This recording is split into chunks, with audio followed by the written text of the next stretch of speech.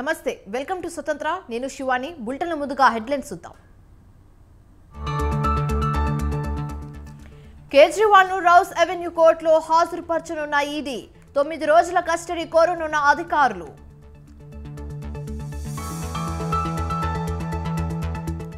రాజకీయ కుట్రతోనే కేజ్రీవాల్ అరెస్ట్ దేశవ్యాప్తంగా ఆప్ నిరసనలకు పిలుపు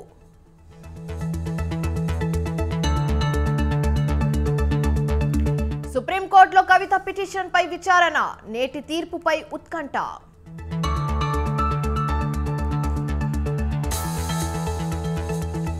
మరికొండలో అక్రమ కట్టడాల కూల్చివేత నెక్కంపూర్ దేవాలయ భూముల్లో నిర్మాణాలు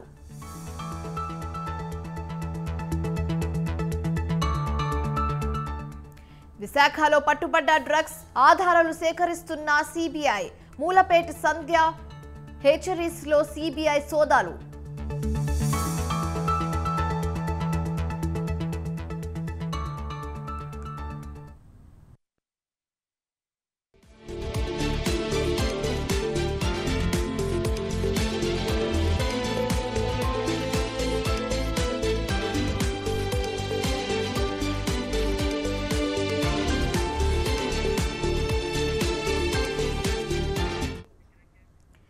బిగ్ బ్రేకింగ్ చూస్తున్నాం. కాకినాడ జిల్లా కొత్తపల్లి మండలం మూలపేటలో సిబిఐ తనిఖీలు నిర్వహిస్తుంది. 7 అధికారుల బృందంతో సంధ్య హెచరీస్ లో సోదాలు చేస్తున్నారు సిబిఐ అధికారులు. విశాఖ పోర్ట్ లో బ్రెజిల్ నుంచి వచ్చిన కంటైనర్ లో డ్రగ్స్ ఉన్నట్లుగా గుర్తించారు. అయితే కంటైనర్ సంధ్య ఎక్వా పరిశ్రమకు చెందినది కావడంతో కాకినాడ జిల్లా మూలపేటలో ఉన్న పరిశ్రమలో సిబిఐ అధికారుల బృందం దాడులు నిర్వహిస్తుంది. అయితే సంధ్య ఎక్వా ఎక్స్పోర్ట్స్ అన్ని బ్రాంచ్ల్లో కూడా అధికారులు తనిఖీలు చేస్తున్నారు. సిబ్బంది కూలీల వివరాలను సేకరిస్తున్నారు. అయితే ఈ డ్రగ్స్ కేసుకు సంబంధించి మరింత తాజా సమాచారం అందించడానికి మా ప్రతినిధి నవీన్ రాజ్ లైవ్ లో ఫోన్ ఇన్ లో అందిస్తారు. నవీన్ రాజ్ చెప్పండి. Thank you Shivani. ఏదైతే ఆ భారీ డ్రగ్స్ రాకెట్ అయితే విశాఖ పోర్టులు అయితే నిన్న గుట్టు రట్టయినట్లయితే తెలుస్తుంది. భారీగా 25,000 కేజీల డ్రగ్స్ అయితే కనుక నిన్న ఎయిర్పోర్ట్ కంటైనర్ లో అయితే కనుక విశాఖ పోర్టులో అయితే సిబిఐ అధికారులు అయితే గుర్తించారు. దీనికి సంబంధించి అయితే కాకినాడ జిల్లా కొత్తపల్లి మండలంలో ఈ మూలాలు ఉన్నాయి. సంధ్య ఆక్వా పరిశ్రమలో సంబంధించిన కంటైనర్ కావడంతో అటు సిబిఐ అధికారులు అయితే కనుక నిన్న నుంచి అయితే దాడులు చేస్తున్న పరిస్థితి ఉంది.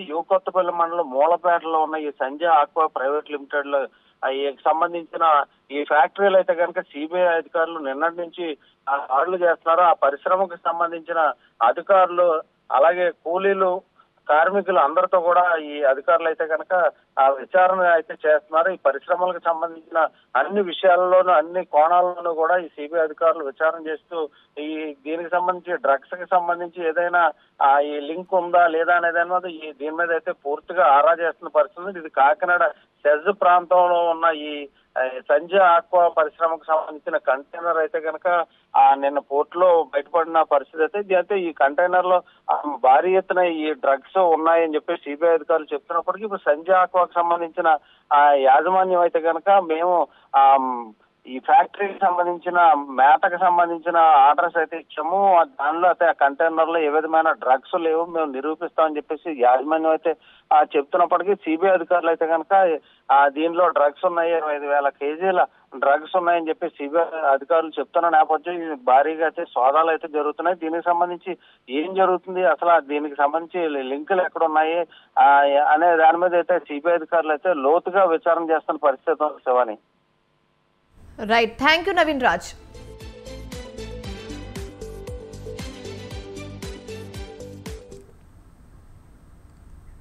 ఢిల్లీ సీఎం కేజ్రీవాల్ అరెస్టుతో దేశవ్యాప్తంగా దేశ రాజధానిలో హై అలర్ట్ ప్రకటించారు.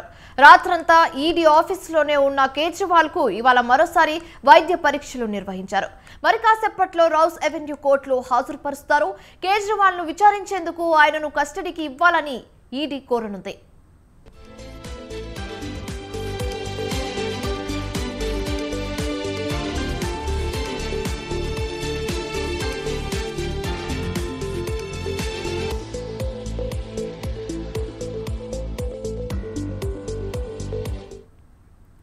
అయితే ఢిల్లీ లిక్కర్ కేసులో కీలక పరిణామం చోటు చేసుకుంది.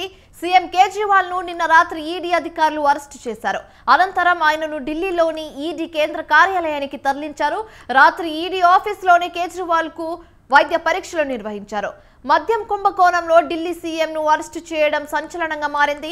మరోవైపు మధ్యంతర ఆదేశాలు ఇవ్వాలని సుప్రీంకోర్టును ఆశ్రయించారు కేజ్రీవాల్. అత్యవసర జాబితాలో చేర్చి నిన్న రాత్రి విచారణ జరిపించేలా లీగల్ టీం ప్రయత్నాలు చేసింది. అయితే రాత్రి అయినందున ఇవాళ విచారిస్తామని సుప్రీంకోర్టు తెలిపింది. దీంతో సుప్రీంకోర్టులో ఇవాళ కేజ్రీవాల్ పిటిషన్ విచారణకు రానుంది.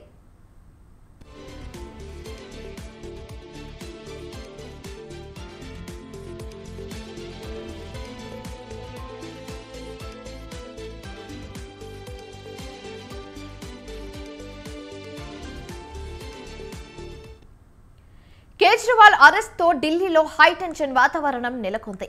కేజ్రీవాల్ అరెస్ట్ కు నిరసనగా ఆప్ నేతలు ఆందోళనకు పిలుపునిచ్చారు. కేజ్రీవాల్ అరెస్ట్ ను కాంగ్రెస్ అగ్రనేతలు సోనియా గాంధీ, రాహుల్ గాంధీ సహా పలువురు ఖండించారు.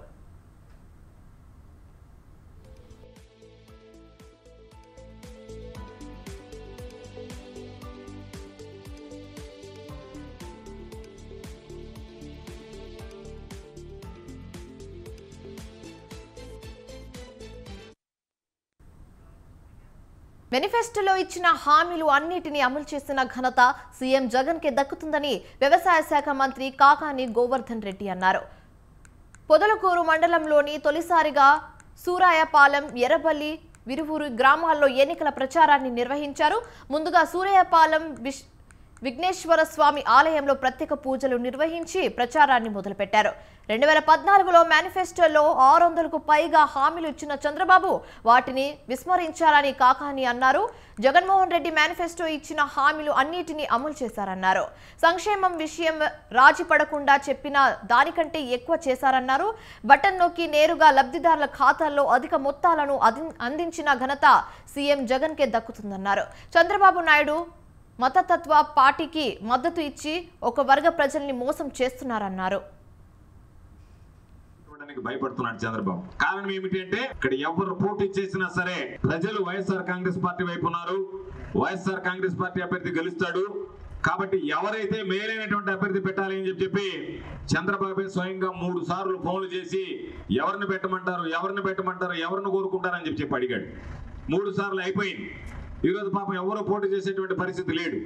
చివరికి మిగిలింది సోమిరెడ్డి కొడుకు, సోమిరెడ్డి కోడలు, ముగ్గురు మిగిలారు. సోమిరెడ్డి కోడలకు టికెట్ ఇస్తామంటే మన ఈ మధ్య సోమిరెడ్డి చెప్పాడు, మా కోడలకు టికెట్ ఇస్తానన్నారు కానీ మా కోడలు మా మామకి టికెట్ ఇవ్వమని చెప్పింది అని చెప్పి సోమిరెడ్డి కొడుకు టికెట్ ఇవ్వాలనుకున్నారు, మా కొడుకు టికెట్ మా నాయనకి ఇవ్వమని చెప్పి నా కొడుకు చెప్పాడు అని చెప్పాడు. అంటే ఎవ్వరూ లేకపోతే విధి లేక గత్యంతరం లేక ఈరోజు సోమిరెడ్డికి టికెట్ ఇచ్చేటువంటి దౌర్భాగ్యమైనటువంటి పరిస్థితులు ఈరోజు సర్వేపల్లి తెలుగుదేశం పార్టీ. పల్నాడు జిల్లా జనసేన నేతలపై దాడి జరిగింది. దుర్గి నుండి మించలపాడుకు వెళ్తున్న జనసేన నేతలపై దాడి చేశారు. జనసేన నాయకుల కారుపై దాడి చేసి వాహనాన్ని ధ్వంసం చేశారు. దాడిలో ప్రసాద్, హరి, చెన్నయ్యలకు గాయాలు అయ్యాయి. వైసీపీ నేతలు దాడులకు పాల్పడ్డారని బాధితులు ఆరోపించారు. అయితే ఈ ఘటనపై దుర్గి పోలీస్ స్టేషన్లో బాధితులు ఫిర్యాదు చేశారు.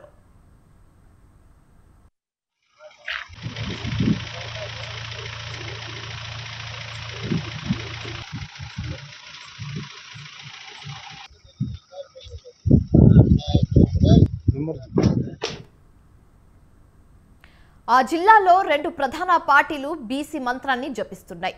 బీసీ సీట్లు అధికంగా ఉన్న ఆ జిల్లాలో అధికారంలో ఉన్న పార్టీ ఇంకా ఎంపీ అభ్యర్థి విషయంలో క్లారిటీ ఇవ్వలేదు. ఇప్పటికే ఎన్నికల స్కెడ్యూల్ వచ్చినా హస్తం పార్టీలో చలనం లేదు. ఇంతకీ నిజామాబాద్ పార్లమెంట్ అభ్యర్థి విషయంలో కాంగ్రెస్ హైకమాండ్ ఎందుకింత ఆలస్యం చేస్తుంది? సామాజిక సమీకరణాలతో అభ్యర్థి ఎంపిక లేట్ అవుతుందా?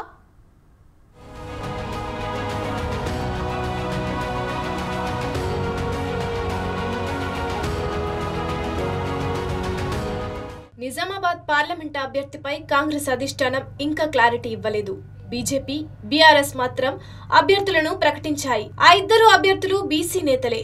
బీజేపీ అభ్యర్థి సిట్టింగ్ ఎంపీ అరవింద్, బీఆర్ఎస్ నుంచి మాజీ ఎమ్మెల్యే బాజిరెడ్డి గోవర్ధన్ బరిలో ఉన్నారు. అయితే కాంగ్రెస్ మాత్రం ఇంకా ఓ క్లారిటీ ఇవ్వటం లేదు. హస్తం పార్టీ నుంచి ప్రధానంగా జీవన్ రెడ్డి, సునీల్ రెడ్డి, ఆకుల లలితల పేర్లు వినిపిస్తున్నాయి. అయితే ఇందులో ఏ అభ్యర్థికి కాంగ్ అధిష్టానం సై అంటారన్న దానిపై ఇంకా క్లారిటీ రావటం లేదని టాక్ వినిపిస్తోంది.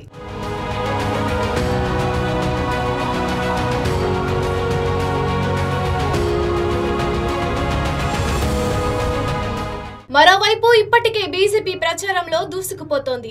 బీఆర్ఎస్ అభ్యర్థి బాజిరెడ్డి గోవర్ధన్ కూడా ప్రచారానికి సిద్ధమవుతున్నారు. కానీ కాంగ్రెస్ లో మాత్రం అభ్యర్థి వేట కొనసాగుతూనే ఉంది. అయితే రెడ్డి సామాజిక వర్గానికి చెందిన వారికే నిజామాబాద్ పార్లమెంటు టికెట్ ఇచ్చేందుకు సీఎం రేవంత్ సుముఖంగా ఉన్నట్లు తెలుస్తోంది. జీవన్ రెడ్డి లేదా సునీల్ రెడ్డికి టికెట్ ఇస్తారన్న టాక్ వినిపిస్తోంది. అయితే కాంగ్రెస్ హైకమాండ్ మాత్రం బీసీ వర్గానికి చెందిన నేతకు ఇవ్వాలన్న యోచనలో ఉన్నట్లు ప్రచారం జరుగుతోంది. దీంతో నిజామాబాద్ ఎంపీ టికెట్ రెడ్డి సామాజిక వర్గానికి ఇస్తారా లేదా బీసీ వర్గానికా అన్న చర్చ జిల్లా పొలిటికల్ సర్కిల్స్ లో జరుగుతోంది.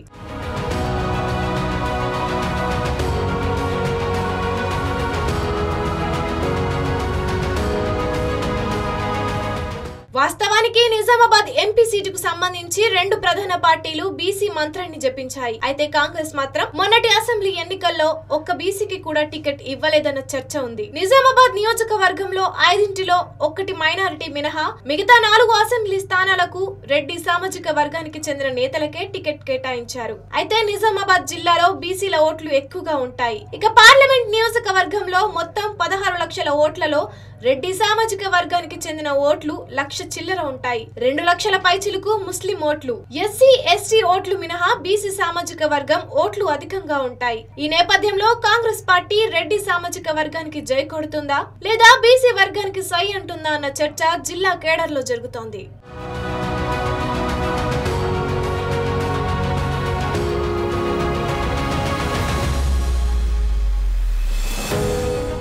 జగిత్యాలకు చెందిన జీవన్ రెడ్డికి నిజామాబాద్ పార్లమెంటు టికెట్ ఇస్తే నిజామాబాద్ జిల్లాకు చెందిన నేతలు సుముఖంగా లేనట్లు తెలుస్తోంది. ఒకవేళ రెడ్డి సామాజిక వర్గానికే ఇవ్వాలనుకుంటే బాల్కొండ నియోజకవర్గానికి చెందిన సునీల్ రెడ్డి కూడా ఉన్నారు. అయితే రెండు ప్రధాన పార్టీలు బీసీ సామాజిక వర్గానికి చెందిన అభ్యర్థులకు టికెట్ ఇవ్వడంతో ఇక్కడ రాజకీయ పరిస్థితులు మారిపోయాయి. కాంగ్రెస్ కూడా బీసీ వర్గానికే చెందిన నాయకుడికే టికెట్ ఇవ్వాలన్న డిమాండ్ వినిపిస్తోంది. బాజిరెడ్డి, అరవింద్ ఇద్దరు మున్నూరు కాపు సామాజిక వర్గానికి చెందినవారు. అయితే కాంగ్రెస్ లో కూడా సీనియర్ నాయకురాలు ఆకుల లలిత మున్నూరు కాపు సామాజిక వర్గానికి చెందిన నేత. ఈ నేపథ్యంలో ఆకుల లలితకు టికెట్ కేటాయించాలన్న డిమాండ్ కూడా జిల్లా కాంగ్రెస్ పార్టీ కేడర్ లో వినిపిస్తోంది. మరి కాంగ్రెస్ రెడ్డి మంత్రం జపిస్తోందా లేక బీసీకి జై అంటుందా అనేది చూడాలి.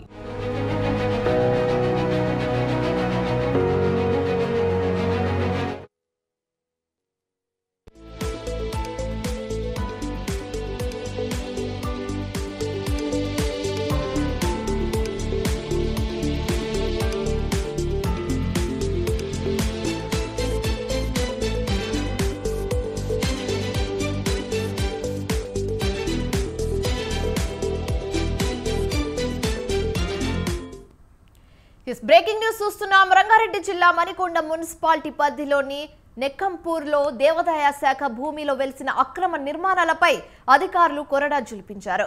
తెల్లవారుజామునే భారీ పోలీసు బందోబస్తు మధ్య కూల్చివేతలు చేపట్టారు. కోట్లాది రూపాయలు విలువ చేసే తుల్జారాం బాగ్ దేవాదాయ భూమిని ఓ రియల్టర్ కబ్జా చేసి పహారీ గోడలు నిర్మించి అక్రమానికి చేపట్టారు. అయితే ఈ నేపథ్యంలో స్థానికుల ఫిర్యాదు మేరకు రంగంలోకి దిగిన దేవాదాయ శాఖ అధికారులు వాటిని నేలపట్టం చేశారు. తిరిగి నిర్మాణాలు చేపడితే క్రిమినల్ కేసు నమోదు చేస్తామని హెచ్చరించారు.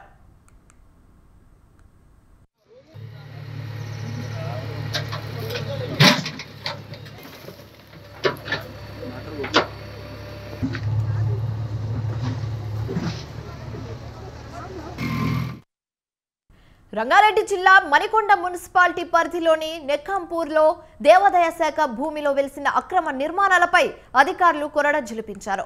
తెల్లవారుజామునే భారీ పోలీసు బందోబస్తు మధ్య కూల్చివేతలు చేపట్టారు. కోట్లాది రూపాయల విలువ చేసే తుల్జారాం బాగ్ దేవాదాయ భూమిని ఓ రియల్టర్ కబ్జా చేసి పహారీ గోడలు నిర్మించి అమ్మకానికి పెట్టాడు. అయితే ఈ నేపథ్యంలో స్థానికుల ఫిర్యాదు మేరకు రంగంలోకి దిగిన దేవాదాయ శాఖ అధికారులు వాటిని నేలమట్టం చేశారు. తిరిగి నిర్మాణాలు చేపడితే క్రిమినల్ కేసులు నమోదు చేస్తామని హెచ్చరించారు.